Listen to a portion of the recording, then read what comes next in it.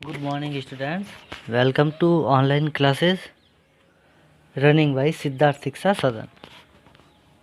बच्चों, पिछले वीडियो में हमने इंग्लिश ग्रामर में हमने एक चैप्टर शुरू किया था वापस, टॉपिक एडवर्ब का। तो एडवर्ब मेरे हिसाब से आपको समझ में आया होगा, और समझ में नहीं आया तो आप कॉल और मैसेज करके भी पूछ सकते हो कि इसमें क्या है, इसमें क्या है, कैसा होता है, वो कैसे होता है। तो एक बार थोड़ा सा वापस रिपीट कर लेते हैं कि हमने पिछले वाले वीडियो में क्या पढ़ा था। हमने पढ़ा था एडवर्ब। एडवर्ब यानी एडजेक्टिव ऑफ वर्ब, मतलब जो हमें वर्ब की विशेषता बताते हैं वे विशेषण, ऐसे विशेषण जो हमें वर्ब की विशेषता मतलब क्रिया की विशेषता या क्रिया के बारे में और कुछ बताते हैं, वो होता है हमारा एडजेक्टिव, एडजेक्टिव ऑफ वर्ब यानी एडवर्ब।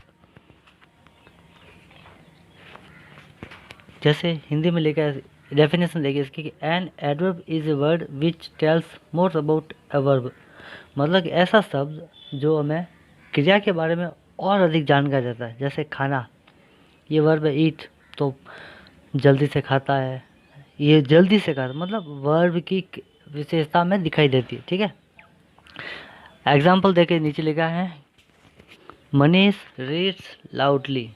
अब इसमें वर्ब है पढ़ना, तो कैसे पढ़ता है, जोर से पढ़ता है।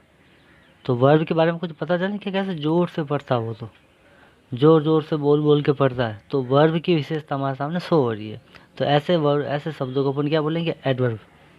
अब एडवर्ब के तीन काइंड होते हैं, मतलब तीन प्रकार होते हैं। There are three kinds of adverb. इसके तीन प्रकार होते हैं एडवर्ब के।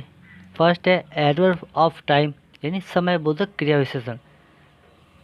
जब कभी आपको वाक्य में लगे कि टाइम का पूछ रहा है तो उसमें आप एडवर्ब ऑफ टाइम भरोगे। ठीक है, फिर एग्जांपल देखिए, इसमें एडवर्ब ऑफ टाइम कब होता है, जब सबसे पहले आपको क्रिया पहचाननी है, मतलब वर्ब पहचान करनी है, और वर्ब के साथ में जो आगे आ रहा है, जैसे देखो ही विल कम सून, कि वह जल्द ही, ये वह शीघ्र ही आएगा। अब शीघ्र और आएगा ये दोनों, ठीक है। तो हमें वर्ब से क्वेश्चन करना है। नीचे लिखा एडवर्ब ऑफ टाइम है व्हेन, कब, कि वह कब आएगा, कि शीघ्र आएगा। वह कब आएगा, कि शीघ्र। तो अगर कब का व्हेन का आंसर आता है तो हमारा एडवर्ब ऑफ टाइम। अब ऊपर वाला लिखा था देखो मनीष वाला, मनीष रीड्स लाउडली। अब इसमें वर्ब रीड्स यानी पढ़ता है और जोर से, कि जोर से पढ़ता है, जोर से पढ़ता है। तो अब इसमें प्रश्न करो वैन वाला कि मनीष कब पढ़ता है, कि जोर से पढ़ता है। आंसर नहीं आ रहा है, इसका मतलब इसमें एडवर्ब ऑफ टाइम नहीं है। तो ये थोड़ा सा लिखना पड़ेगा हमें कि मतलब वर्ब के साथ में हमें ये क्वेश्चन करना वैन का। जैसे सेकेंड एग्जाम्पल देखो, एक और लिखा वी वेंट येस्टरडे, कि हम कल गए। हम कब गए, कल गए। आंसर आया बिल्कुल येस्टरडे।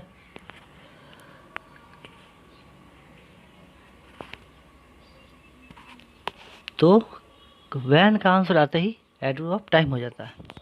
ठीक है, आगे देखते हैं। आगे हमारा है एडवर्ब ऑफ प्लेस। इसके ऊपर लिखा वेयर, तो वर्ब के साथ में जो आंसर आता है उसके वेयर से क्वेश्चन करो कि कहाँ। अगर उसका आंसर है तो प्लेस हो जाएगा। जैसे एग्जाम्पल लिखा सी वेंट देयर, कि वह वहाँ गई, वह वहाँ गई। हमारे सामने दो वर्ड है, गई और वहाँ। ठीक है, तो हमारी वर्ब है वेंट, इससे प्रश्न करेंगे कि वह कहाँ गई, कि वहाँ गई। तो आंसर आ रहा है, तो इसका मतलब इसमें एडवर्ब ऑफ प्लेस है। अब इसमें वो प्रश्न करते वैन, कि वह कब गई, कि वह वहाँ गई। तो आंसर नहीं आ रहा वैन का, तो इसमें मतलब एडवर्ब ऑफ टाइम नहीं है, इसमें एडवर्ब ऑफ प्लेस है। एक एग्जाम्पल और लिखा नीचे देखो, यू कम हियर, कि तुम यहाँ आओ, कि तुम यहाँ आओ, कि मैं कहाँ आऊँ, कि तुम यहाँ आओ। तो आंसर आ रहा पैर का, इसका मतलब इसमें एडवर्ब ऑफ प्लेस है। थर्ड नंबर में एडवर्ब ऑफ मैनर। इसमें विधि या तरीका बताता है। इसमें प्रश्न करना हमें वर्ब के साथ में हाउ, कैसे या कैसा। जैसे आपने पहले लिखा, सबसे पहला एग्जाम्पल पढ़ा था मनीष रीड्स लाउडली, कि मनीष जोर से पढ़ता है। अब इसमें प्रश्न करो कि मनीष कैसे पढ़ता है, जोर से। तो उसमें उस सेंटेंस में कौन सा एडवर्ब है, एडवर्ब ऑफ मैनर। इसमें नीचे लिखे दो सेंटेंस देखो कि he could solve the question easily, कि वह इस प्रश्न को आसानी से सरल कर सकता है। कैसे सरल कर सकता है, आसानी से। तो आंसर है नहीं कि कब कब सरल कर सकता है, कि आसानी से। तो इसका आंसर सेट नहीं हो रहा है। कहाँ सरल कर सकता है, कि आसानी से, सेट नहीं हो रहा है। कैसे सरल कर सकता है, कि आसानी से सरल कर सकता है। तो इसका आंसर हो रहा है, इसका मतलब इसमें एडवर्ब ऑफ मैनर है। सेकेंड एग्जाम्पल देखो, माही स्पीक क्लियरली। माही स्पीक्स क्लियरली मतलब माही बिल्कुल साफ बोलती है। अब माही कब बोलती है कि साफ बोलती है, इसका मतलब इसमें एडवर्ब ऑफ टाइम नहीं आया। माही कहाँ बोलती है कि माही साफ बोलती है बिल्कुल, तो इसमें एडवर्ब ऑफ प्लेस भी नहीं है। माही कैसे बोलती है कि माही साफ बोलती है, इसका मतलब एडवर्ब ऑफ मैनर है। तो ये थोड़ा सा ध्यान रखना पड़ेगा। देखो नीचे लिखा है एडवर्ब के वर्ब के साथ अपन वैन का क्वेश्चन करेंगे तो एडवर्ब ऑफ टाइम आएगा। वर्ब के साथ अपन वेयर का क्वेश्चन करेंगे तो एडवर्ब ऑफ प्लेस आएगा। और वर्ब के साथ अपन हाउ का क्वेश्चन करेंगे तो एडवर्ब ऑफ मैनर आएगा। ये थोड़ा सा आपको ध्यान रखना पड़ेगा। सबसे पहले वर्ब पहचाननी है, वर्ब से जो आंसर आएगा उसका क्वेश्चन करना है। ओके, अब अपन आज का अपना चैप्टर शुरू करते हैं। आज हम शुरू करेंगे हमारे रूल्स, मतलब कि एक सेंटेंस में एडवर्ब की पोजीशन क्या होनी चाहिए। मतलब हर कहीं जगह पे अपन पोजीशन नहीं ले सकते एडवर्ब की। हाँ, पहले तो एडवर्ब आता है, उसके नीचे अंडरलाइन कर दिया हमने कि भाई इसमें कौन सा एडवर्ब है। लेकिन ऐसा क्वेश्चन कभी आता है, मतलब कभी कभी ऐसा क्वेश्चन भी आता है कि आपको एडवर्ब दी जाएगी ब्रैकेट्स में और सेंटेंस दिया जाएगा। आपको बोला जाएगा कि इस सेंटेंस में एडवर्ब को सेट करो उसके उचित स्थान पर। तो आपको याद होना चाहिए, थोड़ा सा ये तरीका ध्यान होना चाहिए कि मतलब एडवर्ब का कैसी सिचुएशन में कौन सी वर्ब के पास में आता है, या हेल्पिंग वर्ब के पास में आता है, या कहाँ पर आता है। ठीक है, ये हमें देखना पड़ेगा। चलो शुरू करते हैं हमारा एडवर्ब ऑफ रूल्स के मिड पोजीशन एडवर्ब के वाक्य में क्रिया विशेषण का स्थान निर्धारण के वाक्य में कौन से स्थान पर कौन सा एडवर्ब आएगा, ये हमें देखना है। ठीक है, कैसी कैसी जगह में। तो सबसे पहला अपना नियम रूल है कि यदि वाक्य में इज, एम, आर, वॉज, वर मुख्य क्रिया के रूप में हो तो एडवर्ब इनके बाद में आएगा। देखो, वह सेंटेंस में हमेशा सबसे पहले सब्जेक्ट, उसके बाद helping verb, verb, man verb और ऑब्जेक्ट। तो अगर कहीं ऐसा सेंटेंस मिले आपको जिसमें ओनली फॉर हेल्पिंग वर्ब हो, देखो नेगेटिव नहीं और इंटरगेटिव नहीं, दोनों को छोड़ के सिंपल वाक्य हो और उसमें मैन वर्ब नहीं हो, is, am, are only for helping verb हो, उसके बाद में ऑब्जेक्ट आ जाए, तो वह उससे एडवर्ब कब आएगा, इनके बाद में, हेल्पिंग वर्ब के जस्ट बाद में, हेल्पिंग वर्ब के बाद में एडवर्ब आएगा। जैसे एग्जांपल देखो कि सी इज़ ऑलवेज प्रेजेंट, कि वह हमेशा उपस्थित रहती है। अब वह हमेशा उपस्थित रहती है, ठीक है। अब इसमें मैन वर्ब नहीं है, ठीक है, मैन वर्ब नहीं इसमें, तो इज आया, तो इसके बाद में लिखा हमने ऑलवेज, हमेशा प्रेजेंट, उपस्थित। तब कैसे प्रेजेंट, कैसे उपस्थित रहती है कि हमेशा। अब इसमें प्रश्न करते हैं अपन कि इसमें कौन सा एडवर्ब ऑफ, कौन सा काइंड है एडवर्ब का कि हमेशा उपस्थित रहती है। कब उपस्थित रहती है, हमेशा, तो वैन, तो इसमें क्या आएगा, एडवर्ब ऑफ टाइम है। सेकेंड हमारा नेवर वाला, नेवर एडवर्ब कहाँ पर यूज होता है, नेवर एडवर्ब का प्रयोग वाक्य में हेल्पिंग वर्ब के बाद में प्रयोग होगा।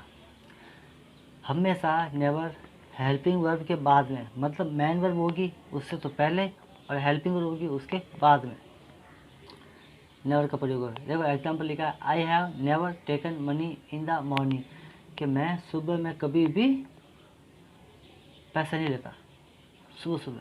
अब पता नहीं क्या मतलब, सुबह कोई आ गया, मतलब कि किसी से पैसे मांगने वाला है, कोई देने के लिए आया उधर ही, कि वापस आपने मुझे कल दिए थे तो मैं आपको दे रहा। तो बोला भाई नहीं नहीं, जब तक मैं स्नान नहीं करता सुबह सुबह, तो पूजा पाठ करके उसके पहले पैसे को हाथ नहीं लगाता। तो ये क्या बता, आई हैव नेवर, मैंने कभी नहीं लिए, ठीक है। तो आई हैव, अब इसमें देखो हेल्पिंग वर्ब हैव, नेवर यानी कभी नहीं। तो जब वाक्य में हेल्पिंग वर्ब और मैन वर्ब दोनों हो तो उसके बीच में हमें नेवर का प्रयोग करना है। फिर तीसरा देखो, यदि वाक्य में केवल मैन वर्ब ही हो तो एडवर्ब उससे पहले आएगा। अगर मान लो ऊपर वाले में देखा था कि सी इज़ ऑलवेज प्रेजेंट, इसमें हेल्पिंग होती, लेकिन कभी कभी सेंटेंस ऐसे आता है जिसमें ओनली फॉर मैन वर्ब रहती है और ऑब्जेक्ट और सब्जेक्ट। तो ऐसी स्थिति में अपन क्या करेंगे कि मैन वर्ब से पहले ऑब्जेक्ट, ये एडवर्ब आएगा। जैसे देखो, ही ऑलवेज कम्स लेट। अब देखो, ही ऑलवेज कम्स लेट, कि वह हमेशा देरी से आती है, देरी से आता है, ठीक है। अब ऑलवेज है हेल्पिंग एडवर्ब और मैन वर्ब कौन सा इसमें, कम, कम्स, आना, तो इसके पहले आया। तो यह मतलब अगर ओनली फॉर हेल्पिंग वर्ब हो सेंटेंस में तो उसके बाद में आएगा एडवर्ब, और मैन वर्ब हो ओनली फॉर तो उसके पहले आएगा एडवर्ब। अब इसमें देखें कि ही ऑलवेज कम, वह हमेशा लेट आता है, देरी से आता है। फिर आगे चौथा अपना नियम है कि यदि वाक्य में डबल हेल्पिंग वर्ब हो तो एडवर्ब उन दोनों हेल्पिंग वर्ब के मध्य में प्रयुक्त होगा। अगर मान लो एक ही सेंटेंस में दो हेल्पिंग वर्ब हो, जैसे देखो नीचे वाले सेंटेंस में लिख रखा है कि he has already been promised dinner, ठीक है। अब इसमें दो हेल्पिंग वर्ब है, हैज़ और बीन, तो इन दोनों के बीच में ऑलरेडी यानी एडवर्ब हमारा प्रयोग होगा कि उसने ऑलरेडी मतलब डिनर करने का प्रॉमिस कर दिया है। जैसे मान लो कि आज आप किसी दोस्त को बोला कि भाई साहब आज आप मेरे घर पे डिनर पे आना, तो दूसरा दोस्त बोलेगा कि नहीं इसने तो ऑलरेडी प्रॉमिस कर दिया कहीं जाने का और मत पहले ही, तो he has already been promised dinner. तो मतलब हमें ये याद रखना है कि अगर सेंटेंस में दो हेल्पिंग वर्ब है, हेल्पिंग वर्ब आपको पहचाननी है, वर्ब पहचाननी, अगर ये पहचान में आ गई तो आप एडवर्ब आसानी से उसमें सेट कर सकते हो। तो जब दो हेल्पिंग वर्ब हो तो उन दोनों के बीच में होगी ये एडवर्ब, और ओनली फॉर हेल्पिंग वर्ब हो तो उसके बाद में होगा, और मैन वर्ब हो ओनली फॉर तो उसके पहले होगा, ठीक है। और मैन वर्ब और हेल्पिंग वर्ब दोनों हो तो उसके बीच में होगा एडवर्ब, इसका प्रयोग एडवर्ब का। आया समझ में? चलो नेक्स्ट हमारा है फिफ्थ हमारा रूल है कि यदि वाक्य नेगेटिव हो तो एडवर्ब नॉट के बाद आएगा। अगर आपको लगे नेगेटिव मतलब नॉट, अगर वाक्य में कहीं भी नॉट हो, नेगेटिव हो, तो नॉट के जस्ट बाद में हेल्पिंग वर्ब, नॉट के जस्ट बाद में क्या आएगा, ये एडवर्ब आएगा। जैसे एग्जांपल देखो कि he does not always work well, कि वह हमेशा काम अच्छा नहीं करता, ठीक है। तो डज और नॉट के बाद में ऑलवेज आया, तो अगर सेंटेंस नेगेटिव हो तो उसमें वाक्य में नॉट ढूंढना है और उसके जस्ट बाद में आपको एडवर्ब अप्लाई कर देनी, ठीक है। पांचवा है छठा नंबर, सिक्स नंबर, यदि वाक्य इंटरोगेटिव हो तो एडवर्ब सब्जेक्ट के बाद प्रयुक्त होगा। देखो नेगेटिव हो तो नॉट के बाद में, और अगर इंटरोगेटिव हो तो सब्जेक्ट के जस्ट बाद में। जैसे एग्जांपल देखो, have you never seen the circus, कि तुमने कभी सर्कस नहीं देखा शायद, तो हैव यू नेवर, कि तुमने कभी नहीं देखा। तो अब देखो इसमें सब्जेक्ट हेल्पिंग वर्ब हमारे हैव है, ऑब्जेक्ट है वर्ब, सीन है वर्ब, ऑब्जेक्ट है ये सर्कस, मैन वर्ब है सीन, और एडवर्ब है नेवर, तो सब्जेक्ट हुआ हमारा यू, तो यू सब्जेक्ट है, यू के जस्ट बाद में लिखा नेवर, ठीक है। तो अगर वाक्य इंटरोगेटिव प्रश्नवाचक हो तो सब्जेक्ट ढूंढना है और सब्जेक्ट जस्ट बाद में उसको अप्लाई कर देना है एडवर्ब को। फिर आगे 7वां नंबर है कि एनफ, एक एडवर्ब होता है एनफ, ठीक है। हमेशा एनफ एडवर्ब हमेशा उस विशेषण के बाद में आता है जिससे ये मॉडिफाई करता है। मतलब एनफ है ये हमेशा उस वर्ड के बाद में आएगा जिससे ये मॉडिफाई, मतलब इसको बनाता है किसी को। जैसे he is not rich enough two by a new car, कि वह इतना अमीर नहीं है, कितना, एक कार खरीदने जितना, ठीक है। तो इसमें रिच है तो रिच की विशेषता बता रहा है, तो इससे पहले ऐसी की विशेषता बताएगा ये इतना, कितना अमीर नहीं, उतना अमीर नहीं जितना कार खरीद सकता है। अब देखो रिच एग्जेक्टिव है, कितना अमीर नहीं, उतना, ठीक है, तो मॉडिफाई करता है इसको रिच अपने से पहले वाले वर्ड को। 8वां है एडवर्ब ऑफ टाइम, मतलब प्राय वाक्य के अंत में आता है। मतलब एडवर्ब ऑफ टाइम कि जब अपन वर्ब से क्वेश्चन करेंगे वैन का, और जो आएगा लगभग मतलब 90% एडवर्ब ये टाइम वाला हमेशा लास्ट में आता है, ठीक है।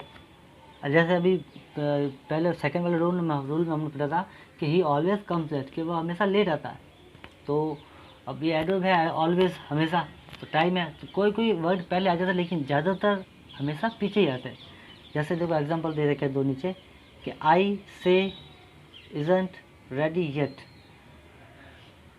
कि मैंने कहा ये अभी तक तैयार नहीं हुआ है, येट अभी तक। फिर लास्ट में ही कम यस्टरडे। अगला सेंटेंस है ही कम यस्टरडे, कि वह कल, यस्टरडे वह कल आएगा, कल आया, ठीक है, वह कल आया।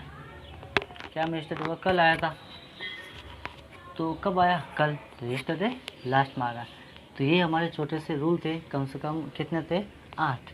तो अब आपको होमवर्क में क्वेश्चन दिए जाएंगे, ब्रैकेट्स में एडवर्ब और सेंटेंस दिया जाएगा, तो वो एडवर्ब को उस सेंटेंस में सेट करना है इन नियमों को पढ़ के। अगर इसमें से आपको कोई भी समझ में नहीं आया हो तो आप मैसेज और कॉल करके पूछ सकते हो, ठीक है। अगले चैप्टर में अपन कुछ और अलग शुरू करेंगे।